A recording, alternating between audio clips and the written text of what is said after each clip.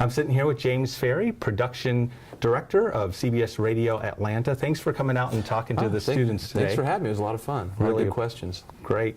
You have a very interesting career. These students here are people that know they want to do radio, want to go into it, but that wasn't really your path to radio. Can you explain? Yeah, I started out in music at a young age. Got into electronics. Had a Atari 1040 ST, Roland Juno 106, and I don't geek out too much, but started out programming synthesizers and was in a band, and but just through knowing some people and just never stopping. Met someone who had some radio stations and needed sound design and that type of thing, and so that's kind of what got me into to the radio space. And you've done other things as well, like you said, the band. You've done movies. Yes, Why did you come back to radio?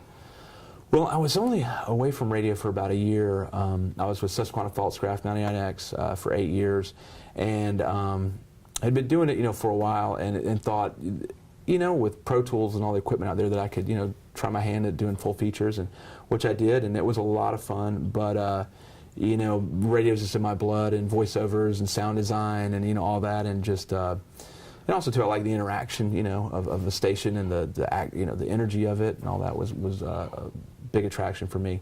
So yeah, I've been back. I've been with CBS for 10 years, and every day's fun, and I get to go to work and have fun. You talked about writing for radio, and a lot of our students coming into writing, into radio, have a little bit of background, maybe and took a journalism class or something like that. Right. What's a common mistake you see among newer people in the business with writing? The most common mistake I always see is too much copy, trying to say too much, because our attention spans are short. I just always tell people, trim it down. Don't try to make way too many points. Try to stick to one point. But what will end up happening is a lot of people will kind of go through we call it a laundry list, and we'll just go down these laundry list of things, and by the second point you're already kind of lost a listener. So like I was saying earlier in the talk, was working at an idea and working around the idea, and you will never fail that way. If you have an idea to work to and go around, your writing will be a lot better. How important is it to be prepared?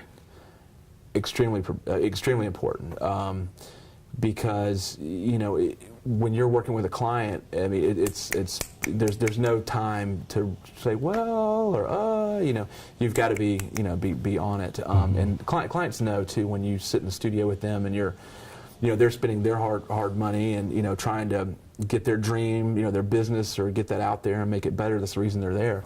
They want the best. They want to feel like the person they're with is really knows what they're talking about, when is really going to be able to help them. So for our students who are all either graduated or close to graduation and they want to get into the business, your path to the business was certainly very different than the traditional path.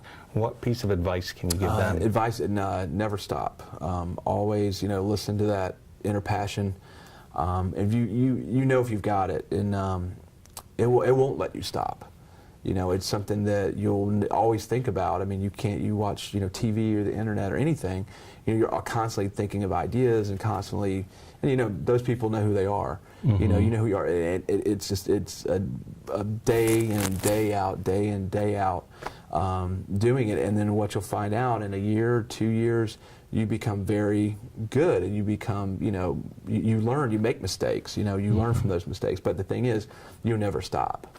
You never ever stop, and it's the same way in a lot of other industries too. Especially like in music, musicians that have just day in, day out.